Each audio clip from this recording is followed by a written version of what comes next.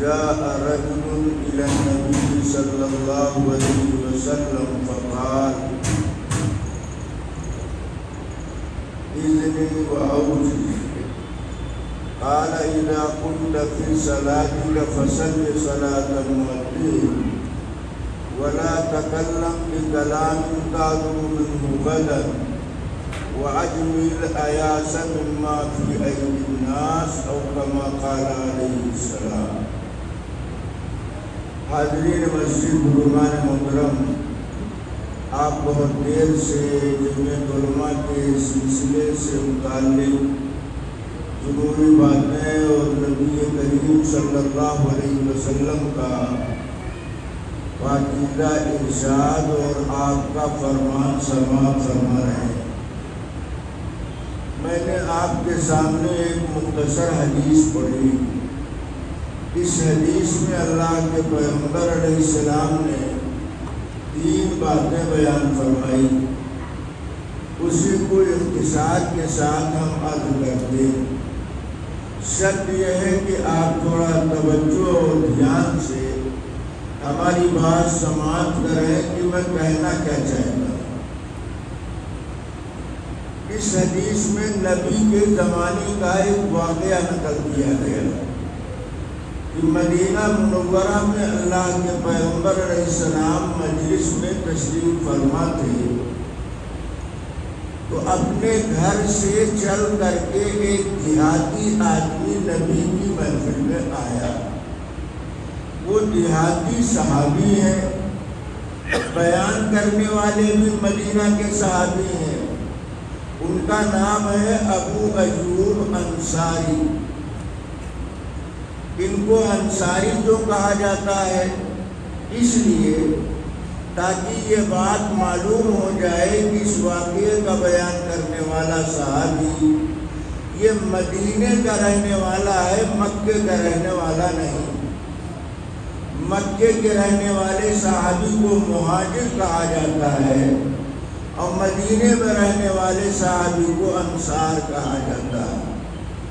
ابو ایوب انصاری یہ وہ صحابی ہیں کہ اللہ کے نبی جب ہجرت کر کے مدینہ تشریف لائے تو آپ نے سنا ہوگا کہ نبی نے ابو ایوب انصاری کے مکان میں قیام فرمایا، اس لیے کہ مدینہ میں نبی کا بنا ہوا مکان نہیں تھا، آپ تو ہجرت کر کے مدینہ گئے تھے۔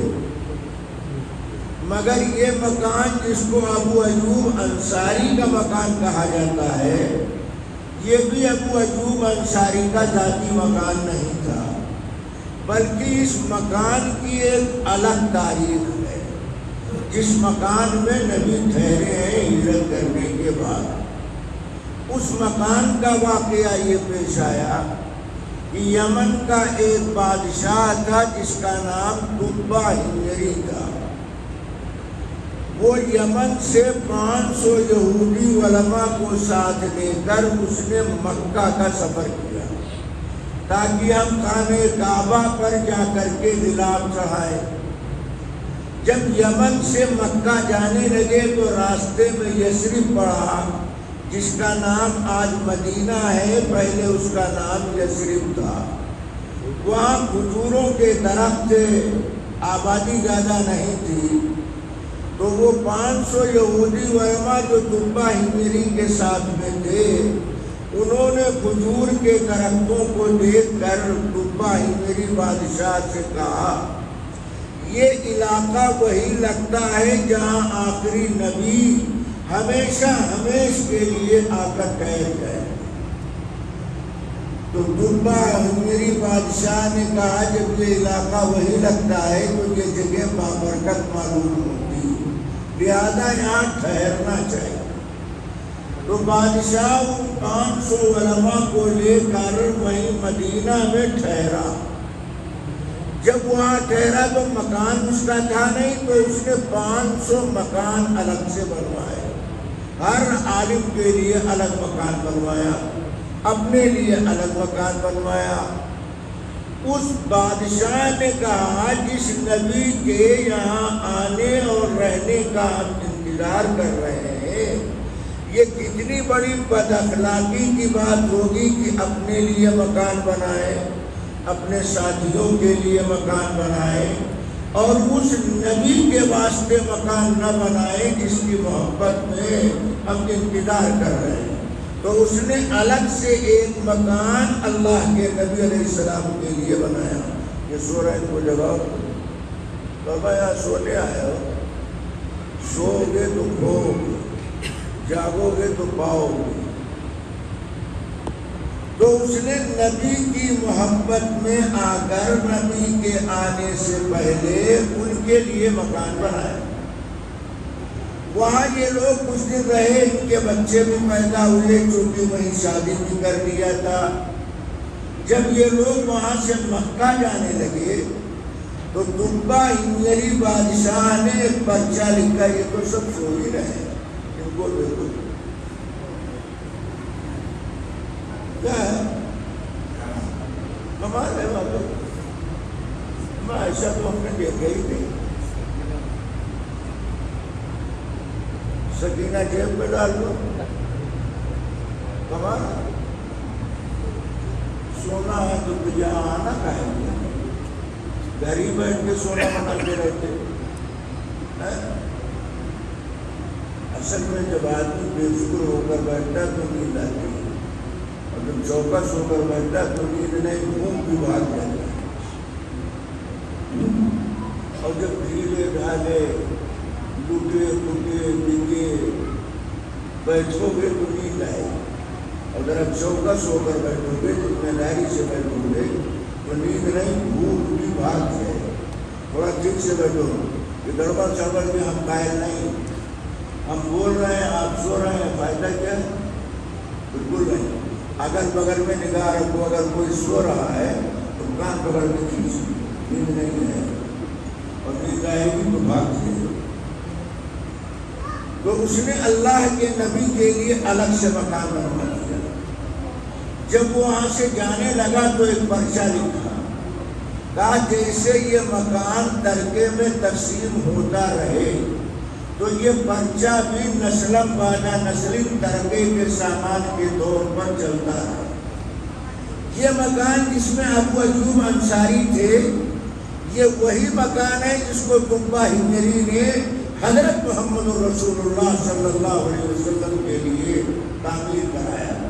آپ سوچئے کہ اس بادشاہ کے دل میں نبی کی کتنی محبت تھی، نبی کو دیکھا بھی نہیں، نبی سے ملا بھی نہیں، ملاقات بھی نہیں، مگر اس نبی کے انتظار میں مہمان آنے سے پہلے دنیا مہمان کھانا بناتی، مہمان آنے کے بعد مہمان کھانا نہیں بنا کرتا۔ ایسے ہی نبی کے آنے سے پہلے مدینہ میں تبا ہمری نے نبی کی محبت میں مکان تعمیر کرا دیا۔ اللہ کے نبی جب ابو ایوب انصاری کے مکان میں داخل ہوئے تو وہ پرچہ، وہ رقعہ بھی نبی کی خدمت میں پیش کیا گیا، جس میں تبا ہمری نے 2 بات لکھی تھی۔ نمبر 1، میں آپ کی نبوت پر ایمان لاتا ہوں، میں آپ کی نبوت پر ایمان لاتا ہوں، اگر میری عمر نے وفا کیا تو میں آپ کی مدد کروں گا۔ اللہ کے نبی نے وہ پرچہ سنا تو نبی سے پوچھا گیا یہ تبا ہمری کون ہے؟ مطلب پوچھنے والے کا یہ تھا کہ یہ نبی ہے یا صحابی ہے، کس گریڈ کا آدمی؟ تو اللہ کے نبی علیہ السلام نے فرمایا رجل صالح، ایک اچھا آدمی، ایک اچھا آدمی اس لیے کہ نبی سے اس کی ایمان کی حالت میں ملاقات نہیں ہوئی۔ یہ مکان وہی ہے جس میں ابو ایوب انصاری کہہ رہے تھے، وہ ابو ایوب انصاری کہتے ہیں کہ ایک دن وہ آیا کہ اللہ کے نبی مدینہ میں مجلس میں تشریف فرما تھے کہ ایک دیہاتی آدمی چل کر نبی کی محفل میں حاضر ہوا، اور اس دیہاتی نے نبی کی مجلس میں پہنچنے کے بعد کہا اللہ کے نبی میں کاشتکار آدمی، کھجور کے باغ میں پانی ڈالتا ہوں، کھیتی باڑی کا کام کرتا ہوں، میرے پاس ٹائم موقع وقت زیادہ نہیں ہے، بہت مشکل سے وقت نکال کر دین سیکھنے کے لیے میں آپ کے پاس آیا۔ دیہاتی بھی وقت نکال کر دین کی محبت میں نبی کے پاس جا کر دین سیکھنے کی کوشش کر کہا میرے پاس وقت زیادہ نہیں ہے، بہت مشکل سے تھوڑا وقت میں لے کر آیا ہوں، اذنی وعوجز، اللہ کے نبی مجھے مختصر دین کی بات بتائیے، ہم لمبی چوڑی بات سننے کے موڈ میں نہیں ہیں، اور لمبی چوڑی بات سن کر ہم یاد بھی نہیں کر پائیں گے، لہذا مختصر دین کی بات بتا دیجیے تاکہ آسانی سے ہم یاد بھی کر لیں اور اس پر عمل بھی کریں۔ اب نبی کی مجلس میں وہ دیہاتی آیا ہے دین سیکھنے کے لیے، سونے کے لیے نہیں آیا۔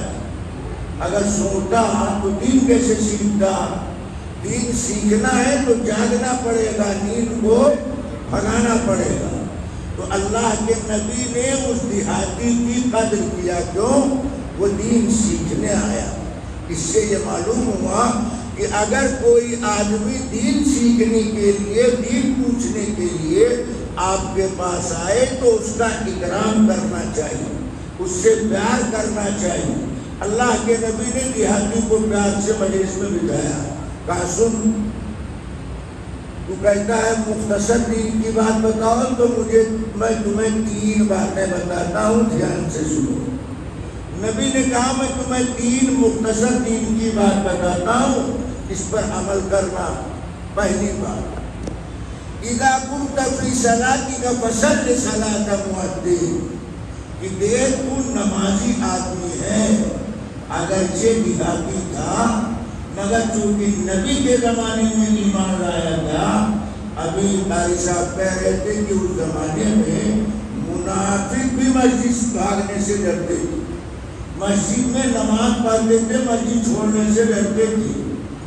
تو یہ دیہاتی آدمی کاشتکاری کا کام کرتا تھا، نماز پابندی سے پڑھتا تھا، اور آج کے مسلمان جمعہ پڑھتے۔ تو نبی معراج میں خالی جمعہ لائے تھے یا 5 وقت کی نماز بھی توڑنے کے طور پہ لائے تھے؟ 5 وقت کی نماز لائے تھے نا، تو پھر مسلمانوں کو 5 وقت نماز پڑھنا چاہیے، نہ کسی جمعہ پڑھنا چاہیے، 5 وقت بھی پڑھنا چاہیے۔ تو اللہ کے نبی نے کہا دیہاتی سے کہ تم تو نمازی آدمی، نماز پڑھتے ہو، مگر اب تمہاری نماز میں فرق پیدا ہونا چاہیے، تمہاری نماز میں جان پیدا ہونی چاہیے، تمہاری نماز شان والی ہونی چاہیے۔ تمہاری نماز میں جان کیسے پیدا ہوگی؟ نبی نے اس کا طریقہ بتایا، دھیان سے سنو۔ زندگی میں پہلی مرتبہ یہ بات تم سن رہے ہوگے جو بتا رہا ہوں۔ نماز میں جان، نماز میں پاور کیسے پیدا کی جائے؟ اللہ کے نبی نے اس دیہاتی کو بتایا کہ اس کا آسان طریقہ یہ ہے کہ اب جب نماز پڑھنا تو ہر نماز کو اپنی زندگی کی آخری نماز سمجھ کر کے پڑھنا، ہر نماز کو اپنی زندگی کی آخری نماز سمجھ کر کے پڑھنا۔ اگر ظہر پڑھنا تو یہ سوچ کر پڑھنا اللہ ہی جانے اصل نماز پڑھنے کا موقع ملے کہ نہ ملے، شاید یہی نماز ہماری زندگی کی آخری نماز۔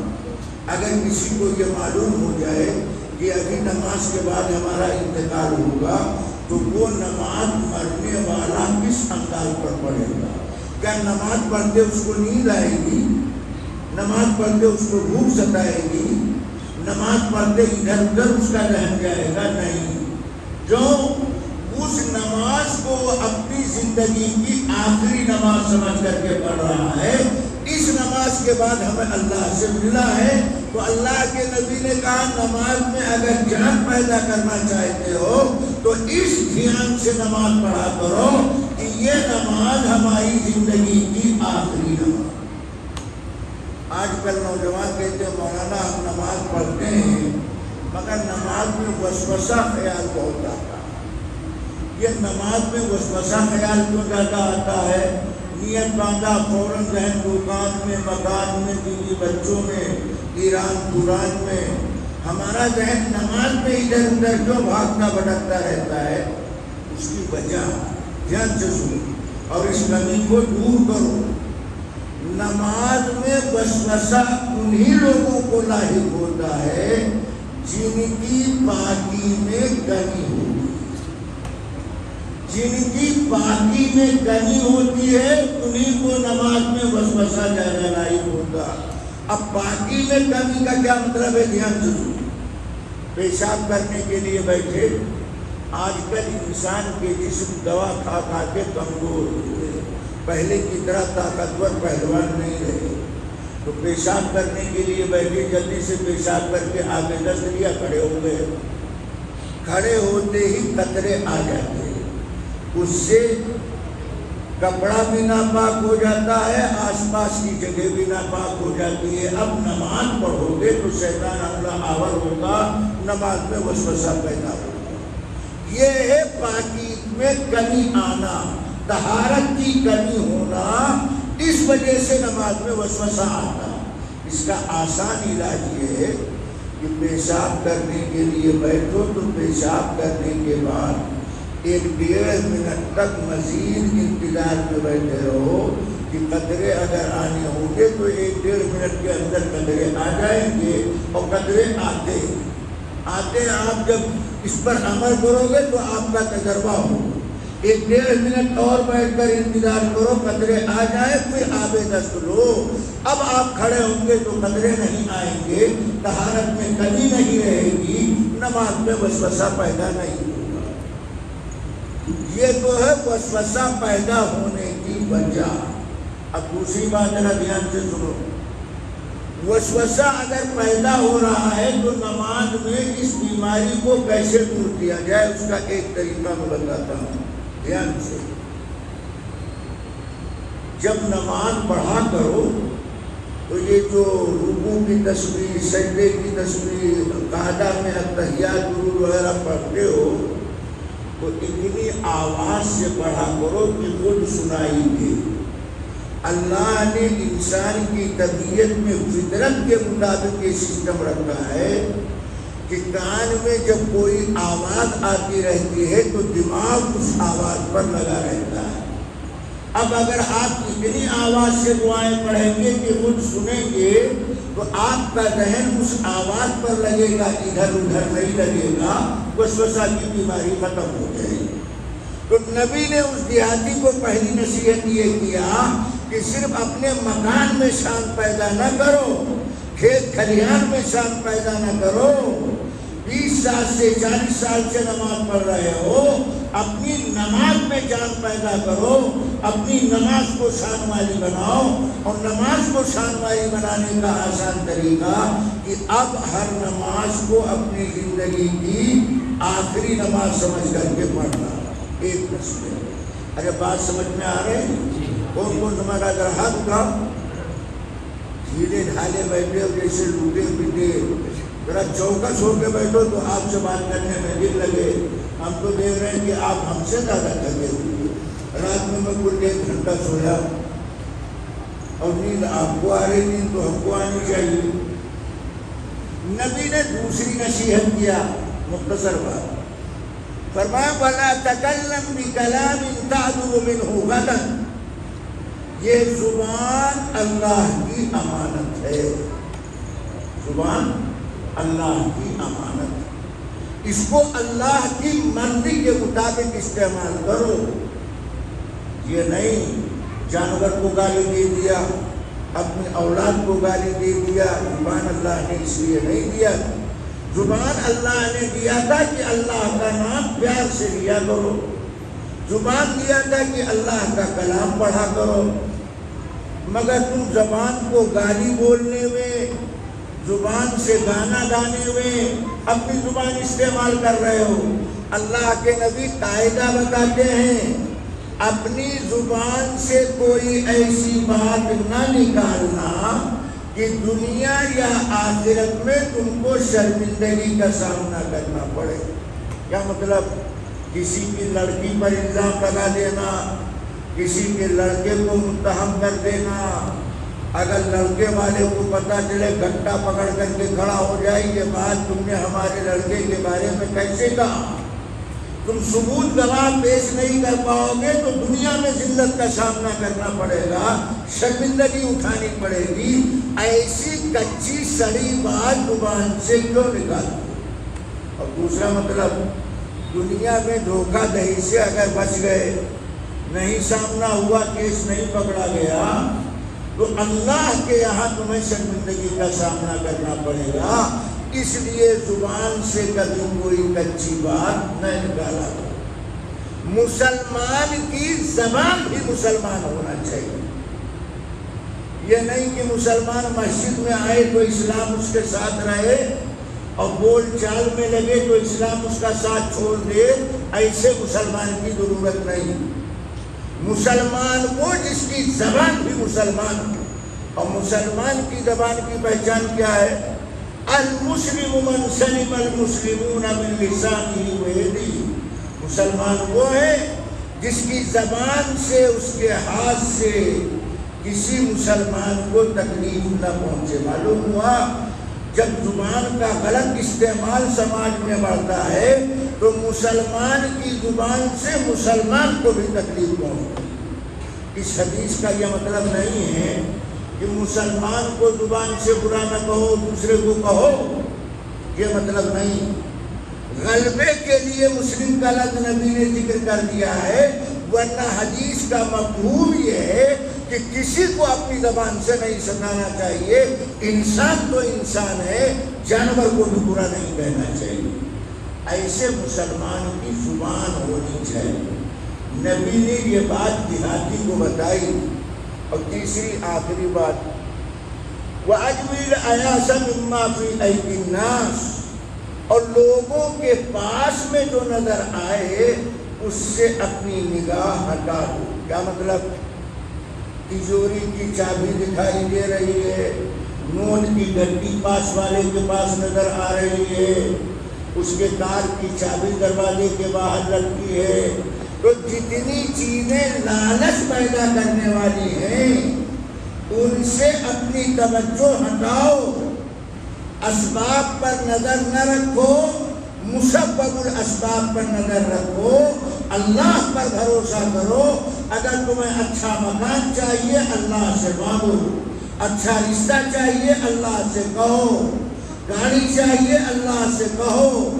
لوگوں کی دولت پر، اسباب پر، سامان پر للچائی نگاہ نہ ڈالو، لوگوں کی دولت سے اپنی نظر کو پھیر لو، اپنے آپ کو اس سے مایوس کر لو، اپنا رشتہ اپنے اللہ سے مضبوط کرو، اور دل میں یہ سوچو اللہ سب سے بڑا دینے والا ہے۔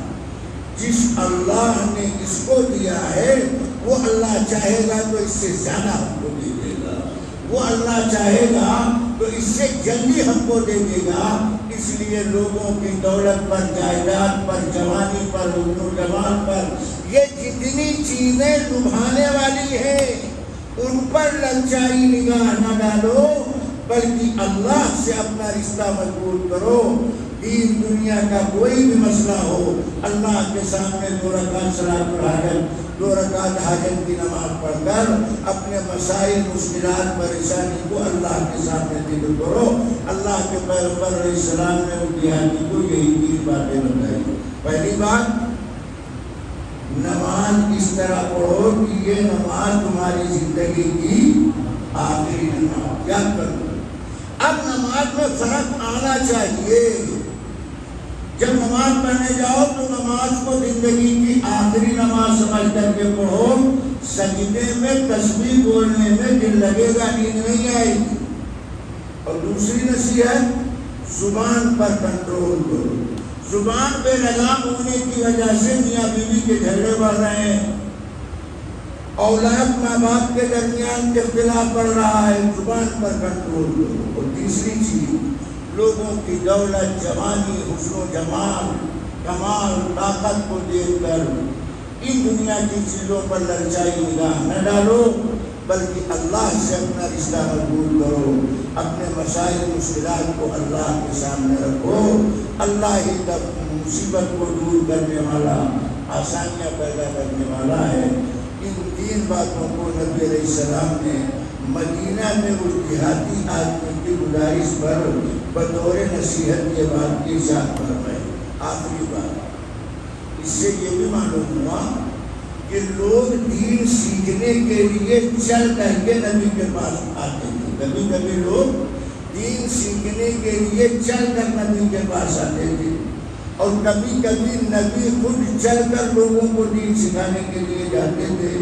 لہٰذا دنیا میں نبی نے دونوں طریقہ دین سیکھنے سکھانے کا جاری کیا کہ موقع نکال کر خود بھی دین سیکھنے کے لیے جایا کرو، اور جب کوئی دین سکھانے بتانے والا چل کر تمہارے پاس آئے تو اس کی بات دھیان سے سنا کرو، اس کی بات توجہ سے سنا کرو۔ اللہ کے نبی نے اس آنے والے دیہاتی کو دین کی بات اس مجلس میں بتائی کہ دین سکھانے کا ایک طریقہ یہ بھی ہے اور ایک طریقہ وہ بھی ہے کہ نبی بستیوں میں خود تشریف لے جاتے اور لوگوں کو جمع کر کے دین سکھایا کرتے تھے۔ آخری بات، دین کی نسبت پر جب جمع ہو تو پھر ان لوگوں کی قدر و قیمت ہونی چاہیے جن میں ان کی عظمت ہونی چاہیے کہ یہ دین کی نسبت پر جمع ہوئے ہیں۔ یہ مزاج ہمارا اس وقت بنے گا جب پہلے دین کی عظمت ہمارے دل کے اندر ہوگی۔ جب ہمارے دل میں دین کی عظمت ہوگی تو دین سیکھنے والے کی محبت بھی ہمارے دل کے اندر پیدا ہوگی۔ اللہ تبارک و تعالیٰ ان باتوں پر عمل کی توفیق عطا فرمائے۔ وما علینا الا البلاغ۔ درود شریف پڑھیں الحمدللہ رب العالمین۔